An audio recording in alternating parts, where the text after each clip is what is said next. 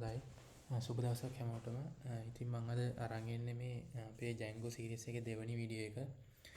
අපි පළවෙනි වීඩියෝ එකෙන් කතා කළා මේ Django කියන්නේ මොකක්ද, ඊට පස්සේ ඒකෙන් මොන වගේ දේවල්ද කරන්න ඕන පුළුවන් කියලා. ඉතින් මේ Django කියන්නේ Python based framework එකක් කියලා අපි කතා කළා. ඊට පස්සේ මේ Django වලින් අපිට REST API හදන්න පුළුවන්. ඊට අමතරව admin panel වගේ දේවල් හදන්න පුළුවන් කියලා අපි කතා වුණා. ඉතින් අද අපි බලමු කොහොමද මුලින්ම Django project එකක් create කරලා ඒක run කරගන්න කියලා. ඉතින් මේකට අපිට Django project එක run කරගන්න කලින් දේවල් ටිකක් තියෙනවා කරගන්න. මුලින්ම අපිට Python අපේ machine එකට එහෙම නැත්නම් lab එකට Python දාගන්න ඕනේ. එතකොට ඔයා දැනටමත් Python දාගෙන නම් ඉන්නේ වගේ lab එකට ඒක කරන්න ඕනේ නැහැ. ඔයාට මුලින්ම ගිහිල්ලා check කරගන්න පුළුවන් Python ඔයාගේ machine එකේ දැන් මේ already install කරලාද තියෙන කියලා මෙන්න මේ command එක පාවිච්චි කරලා. Python space -- version කියලා ගැහුවට පස්සේ Python version එකක් එනවනම් terminal එකේ මේ command එක ගැහුවට පස්සේ Python version එකක් එනවනම් ඔයා already Python install කරලා තියෙන්නේ. එහෙම නැත්නම් ඔයාට Python install කරගන්න වෙනවා මුලින්ම. ඒකට ඔයා Windows operating system එක නම් use කරන්නේ. ඔයා මෙන්න මේ link එකට ගිහිල්ලා Python ලගේ website එකට ගිහිල්ලා ඒක download කරලා ඒ setup එක install කරගන්න ඕනේ. ඔයා Mac user කෙනෙක් නම් ඔයාට පුළුවන් මෙන්න මේ command එක use කරලා ඔයාගේ MacBook එකට Python install කරගන්න. මේ මම කියන command මේ ඔක්කොම මම ඔයාලට video එකේ description එකේ දානවා. ඔයාලට එතනින් අරගෙන terminal එකට copy කරලා මේ දේවල් කරගන්න පුළුවන්. ඊට පස්සේ ඔයා Python install කරගත්තට පස්සේ ඔයාට ආයෙ ගිහිල්ලා මේ command එක ගහලා ඔයාට පුළුවන් Python version එක බලා ගන්න. එතකොට එතන Python version එකක් එනවනම් අන්න ඒ කියන Python version එක ඔයාගේ machine එකේ එහෙම නැත්නම් lab එකේ install වෙලා තියෙන්නේ. ඊට පස්සේ Django project එකක් create කරන්න ඊළඟට ඕන දේ තමයි pip කියලා තියෙනවා. pip කියන්නේ Python package manager එක. ඔයාලා npm අහලා තියෙන npm කියන්නේ package manager එකක්. JavaScript වල package install කරන්න use කරන්නේ npm නේ. ගොඩක් අය අහලා ඇති. ඒ වගේ Python වල නැත්නම් Django වල මෙන්න මේ වගේ packages install කරන්න use කරන්නේ මේ pip කියන එක. එතකොට මේක package manager එකක්. එතකොට මේක install කරලා තියාගන්න ඕනේ අපේ lab එකේ. එතකොට ඒකට ඔයාලට කරන්න තියෙන්නේ ඔයා මුලින්ම ගිහිල්ලා බලන්න ඔයාගේ lab එකට install කරලා තියෙන්නේ කියලා එක. මෙන්න මේ command එක use කරලා ඔයාලට පුළුවන් pip install කරලා තියෙන්නේ කියලා බලා ගන්න ඔයාගේ machine එකට. එහෙම නැත්නම් install කරලා නැත්නම් මෙන්න මේ command එක use කරලා ඔයාලට පුළුවන් pip install කරගන්න. ඊට පස්සේ install කරගත්තට පස්සේ ආයි pip space -- version කියලා ගහලා ගැහුවට පස්සේ ඔයාගේ pip version එක එනවා. ඒකට එකෙන් බලා ගන්න පුළුවන් pip install වෙලාද තියෙන්නේ කියලා. ඔන්න දැන් මුලින්ම කරන්න ඕන දේවල් ටික අපි කරගෙන තියෙන්නේ. ඒ කිව්වේ Python දාගත්ත අපේ machine එකට. ඊට අමතරව අපි package manager එක වෙන pip එක install කරගත්තා. දැන් අපිට පුළුවන් Django project එකක් create කරන්න. එතකොට මම දැන් මේකෙදි කියා දෙන්නේ Django project එකක් create කරන එක ගැන. එතකොට මුලින්ම ඔයා කරන්න ඕනේ ඔයාගේ project එකේ folder එක හදා ගන්න ඕනේ. ඔයා කැමති තැනකට ගිහිල්ලා එක්කෝ new folder එකක් create කරලා ඒකට නමක් දීලා හදා ගන්න පුළුවන්. එහෙම නැත්නම් මෙන්න මේ විදිහට command එකක් පාවිච්චි කරලා folder එකක් හදා ගන්න පුළුවන්. ඊට පස්සේ folder එක ඇතුළට ගිහිල්ලා අපි project එක setup කරගන්න ඕනේ. මෙතනදී ඔයාලට කැමති code editor එකක් use කරන්න පුළුවන්. මම මෙතනදී use කරන්නේ VS Code එක. එතකොට මම VS Code එකෙන් ගිහිල්ලා අලුත් project එකක් මෙන්න මේ විදිහට open කරගන්නවා. open කරගද්දී ඊට පස්සේ මේ තියෙන්නේ මම හදපු folder directory එක මෙතන තියෙනවා. my project කියලා. ඒක open කරගන්නවා. එතකොට මම දැන් ඉන්නේ මේ my project කියන folder එක ඇතුලේ. ඒ කියන්නේ root file එක ඇතුලේ. ඊට පස්සේ ඔයාලට පුළුවන් මෙන්න මේ විදිහට VS Code එකේ terminal එක use කරන්න මේ Django project එක create කරන්න. මෙතනදී අපි මුලින්ම කරගන්න ඕනේ virtual environment එකක් create කරගන්න ඕනේ. මේ Django project එක run කරගන්න. මේ virtual environment එකක් කියන්නේ මොකද්ද? ඒක ඇයි එහෙම create කරගන්නේ කියලා මම ඊළඟ වීඩියෝ එකේදී ඔයාලට කියා දෙනවා. දැන් නිකන් අපි step ටික බලමු කොහොමද project එක create කරගන්නේ කියලා. එතකොට ඔයාලා සමහර විට දන්නවත් ඇති මේ virtual environment එක ගැන. ඒක දන්නේ නැත්නම් ඔයා ගැන හිතන්න එපා. මේ step ටික කරගෙන යන්න. ඊළඟ වීඩියෝ එකේදී මම කියා දෙන්නම් මොකක්ද මේ virtual environment එක කියලා කියන්නේ. ඊට පස්සේ ඇයි ඒක create කරන්නේ කියලා අපි කියා දෙන්නම්. මේ virtual environment එක නැතුවත් අපිට Django project එකක් create කරන්න පුළුවන්. නමුත් අපි virtual environment එකක් පාවිච්චි කරනවා. ඒකට හේතුව මම ඊළඟ වීඩියෝ එකේදී කියා දෙන්නම්. එහෙනම් මුලින්ම අපි මෙන්න මේ command එක පාවිච්චි කරලා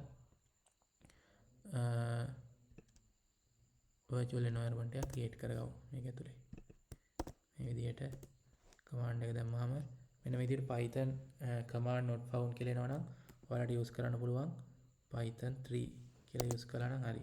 Python 3 කියලා use කළා නම් හරි. ඔන්න ඔය විදිහට virtual environment එක create කරගත්තට පස්සේ මෙන්න මේ විදිහට folder එකක් venv කියලා folder එකක් ඔයාගේ project එකේ root එකේ හැදෙනවා. ඒ කියන්නේ project folder එක ඇතුලේ හැදෙනවා. මේ venv කියන එක අපි මේ folder එකට දීලා තියෙන නම මේ නම ඕන එකක් ඔයාලට use කරන්න පුළුවන්. එක්ක env කියලා use කරන්න පුළුවන්. venv තව ඕන විදිහක නමක් use කරන්න පුළුවන්. අපි සාමාන්‍යයෙන් venv කියලා තමයි මේ virtual environment folder එකේ නම use කරන්නේ. ඒකට අර වෙනම නමක් use කරන්න ඕන නම් මෙන්න මෙතන මෙන්න මේ නම වෙනස් කරන්න තමයි තියෙන්නේ. මේ අන්තිමට තියෙන env කැල වෙනස් කළා නම් ඔයාලට මෙතන folder එකේ නම වෙනස් කරගන්න පුළුවන්. ඊට පස්සේ අපි කරන්න ඕනේ මෙන්න මේ හදාගත්ත virtual environment එක active කරගන්න ඕනේ. මේක activate කරගද්දී ඔයා Windows user කෙනෙක් නම් මෙන්න මේ command එක use කරන්න පුළුවන්. ඔයා Mac හරි Linux හරි user කෙනෙක් නම් මෙන්න මේ විදිහට මේ command එක use කරන්න පුළුවන්. මම මෙතන MacBook එකක් use කරන්නේ. ඉතින් මම මෙන්න මේ command එක use කරලා මෙන්න මේ විදිහට අපි හදාගත්ත environment එක activate කරගන්නවා. ඒ විදිහට activate කරගත්තට පස්සේ ඔයාලට මෙන්න මෙතන terminal එකේ මේ path එක පටන් ගන්න තැනම වරහන් ඇතුලේ venv කියලා ඔයාගේ ඒ කියන්නේ virtual environment එකේ folder name එක මෙතන පෙන්නනවා. ඔයා මෙතන env කියලා නම් folder name එක ඇතුලේ env කියලා පෙන්නනවා. ඊට පස්සේ අපි දැන් ඔන්න virtual environment එක activate කරගෙන තියෙන්නේ. ඊට පස්සේ ඔන්න දැන් අපිට පුළුවන් Flutter project Django project එක create කරගන්න. ඊට පස්සේ තියෙනවා මේ requirements.txt කියලා ෆයිල් එකක් අපි create කරගන්න ඕනේ. මේ ෆයිල් එක ගැනත් වැඩිපුර විස්තර සම්පූර්ණ විස්තර මම ඊළඟ වීඩියෝ එකේදී කරනවා. දැනට ඔයාලා මේ විදිහට ෆයිල් එකක් හදාගන්න root එකේ මෙන්න මේ command එක පාවිච්චි කරලා අපිට පුළුවන් root එකේ මෙන්න මේ විදිහට requirement.txt කියලා ෆයිල් එකක් හදාගන්න. මේ ෆයිල් එක ඇතුළට තමයි අපි අපේ project එකට use කරන ඔක්කොම packages use කරන package ඔක්කොම මේක ඇතුලේ තමයි දාන්නේ. මේක හරියට නිකන් package.json ෆයිල් එක වගේ එකක්. ඊළඟට අපි මෙතනදී Django install කරගන්න ඕනේ. එතකොට මෙන්න මේ විදිහට අපිට පුළුවන් Django install කරගන්න කලින් මෙන්න මේ විදිහට requirement.txt එකට Django එක දාන්න.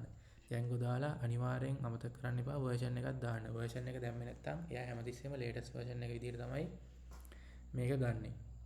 ඒකද අනිවාර්යෙන් version එක දාන්න. මේ version එක දාන්න ඕනේ ඇයි කියන එකත් මම ඊළඟ වීඩියෝ එකේදී පැහැදිලි කරනවා. virtual environment එක create ගැන කියා දෙන වීඩියෝ එකේදී. ඊට පස්සේ ඔයාලට පුළුවන් මෙන්න මේ dependencies මේක ඇතුළට දාපු ටික install කරගන්න ඕනේ ඔයා. මේ විදිහට. දැන් මේ requirement.txt එක ඇතුළේ තියෙන අපි මේකට දාපු මේ package ටික install කරගන්න. දැන් මෙතන අපි දාලා තියෙන Django package එක විතරයිනේ. මීට අමතරව ඔයාලට තව ගොඩක් package තියෙනවා. ඒවා දාගන්න පුළුවන්. මෙන්න මේ විදිහට pip install කියන command එක ගියාට පස්සේ මෙන්න මේ විදිහට මේ package ටික install වෙනවා.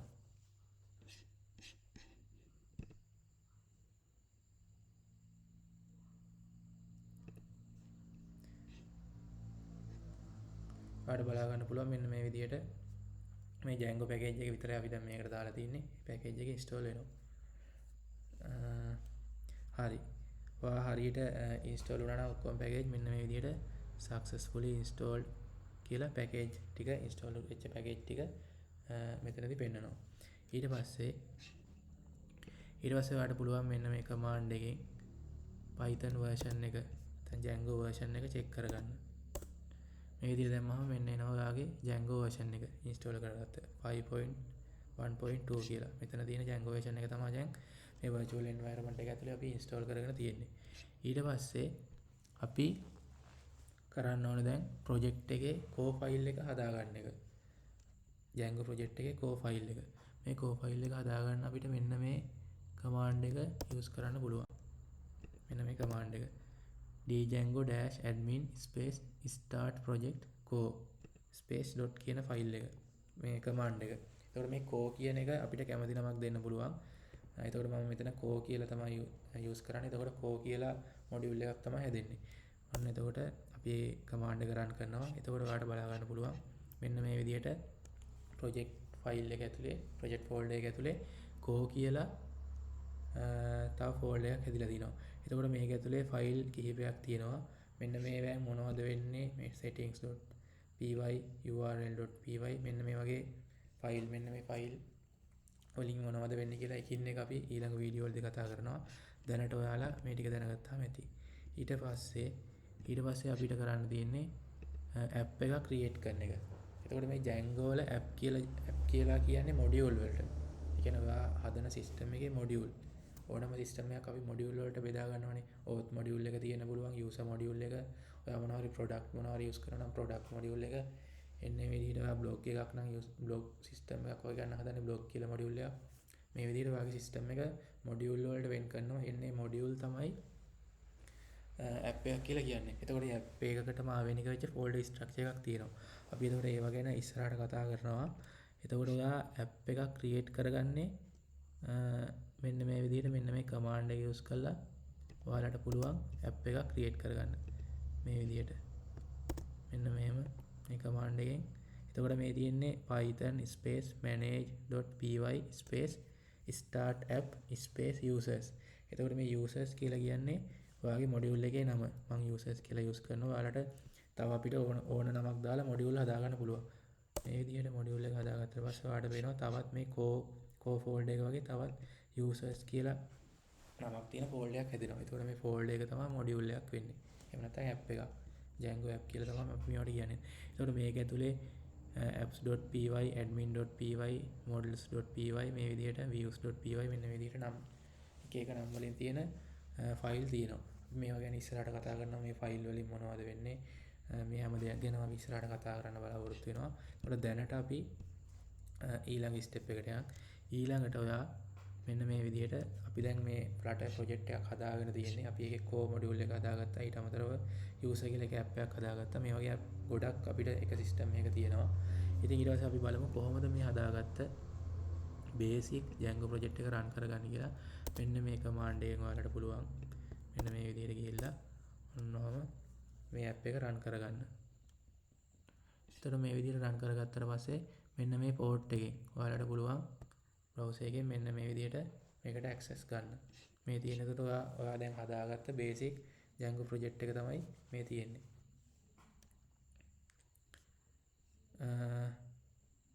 ඉතින් අපි හදාගත්ත Django project එක.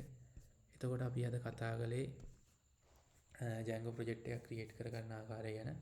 එතකොට මේකේ තියෙන මේ file අපි හදාගත්ත Django project එකේ තියෙන files ඒ වගේම මේවෙන් මොනවද වෙන්නේ ඒ වගේම මම මුලින්ම කිව්වා වගේ virtual environment එකක් කියන්නේ මොකක්ද requirement.txt file එකක් ඕනේ වෙන්නේ ඇයි කියන මෙන්න මේ හැම දෙයක් ගැනම අපි ඊළඟ වීඩියෝ වලින් කතා කරන්න බලාපොරොත්තු වෙනවා. ඊට පස්සේ මම මුලින්ම කිව්වා පහුගිය වීඩියෝ එකේදීත් කිව්වා අපි මේ admin panel එකක් හදන්න නම් admin panel එකක් හදන්න ඉතාමත් ලේසි මේ Django වලින්. මොකද මේ Django වල ඒකටම හදලා තියෙන module තියෙන ඔයාලගේ. ඒවා use කරලා වෙනත් framework එකක් use කරනවට වඩා ලේසියෙන් අඩු code ප්‍රමාණයකින් ඔයාලට admin panel එකක් හදා ගන්න පුළුවන්. ඒ කියන්නේ front end එකයි back end එකයි දෙකම. admin panel එකේ front end එකයි back end එකයි දෙකම තමයි ලේසියෙන් හදා ගන්න පුළුවන්. ඊට අමතරව React වගේ React.js වගේ UI framework මේ Django එක use කරලා ඔයාලට ඒ admin එකේ UI part එක කරගන්න පුළුවන්. එහෙම නැත්නම් මේ Django වල තියෙන HTML CSS tag use කරලා ඔයාලට මේකේ UI part එක කරගන්න පුළුවන්. ඉතින් ওই ටික තමයි මම අද ඔයාලට කියා දෙන්නේ. ඉතින් ඊළඟ වීඩියෝ එකේදී හම්බ වෙමු. මම ඊළඟ වීඩියෝ එකේදී කතා කරන්න බලාපොරොත්තු වෙනවා මේ virtual environment එකක් කියන්නේ මොකක්ද? ඊට පස්සේ ඇයි එහෙම virtual environment එකක් අපිට ඕන කරන්නේ? ඊට පස්සේ මේ requirements.txt කියන ෆයිල් එක ඕන කරන්නේ මොකද? ඊට පස්සේ මෙන්න මේ කෝ මොඩියුල් එකේ මොකක්ද වෙන්නේ? මෙන්න මේකේ තියෙන මේ ෆයිල් වලින් මොකද වෙන්නේ? ඊට පස්සේ අපි සිස්ටම් එකේ හදන module users module auth module මේ වගේ එක මොඩියුල් හදනවා. මේ මොඩියුල් වලින් මොඩියුල් ඇතුලේ තියෙන මෙන්න මේ ෆයිල් වලින් මොනවද වෙන්නේ කියලා මම ඊළඟ වීඩියෝ එකේදී කතා කරන්න බලාපොරොත්තු වෙනවා. ඉතින් මම හිතනවා ඔයාලා මොනවා හරි දෙයක් අද ඉගෙන ගත්තා කියලා මේ වීඩියෝ එකෙන්. ඔයාලට දන්නේ නැති මොනවා හරි දෙයක් තියෙනවා නම් පල්ලෙන් කමෙන්ට් එකක් දාන්න. මම පුළුවන් වෙලාවට අවිලා කියා දෙන්නම්. ඊට අමතරව ඔයාලා මීට අමතරව දන්න දේවල් තියෙනවා නම් තව කට්ටියට දැනගන්න කමෙන්ට් එකක් දාන්න. ඒ වගේම තවත් කට්ටියට මේ වීඩියෝ එක බලන්න වීඩියෝ එක ෂෙයා කරන්න.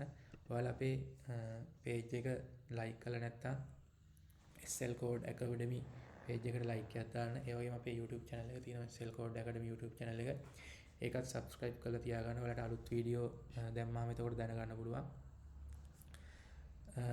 ඉතින් ওই ටික තමයි මම අද කියා දෙන්න ආවේ. ඉතින් ඊළඟ වීඩියෝ එකෙන් හම්බ වෙමු. ජය වේවා.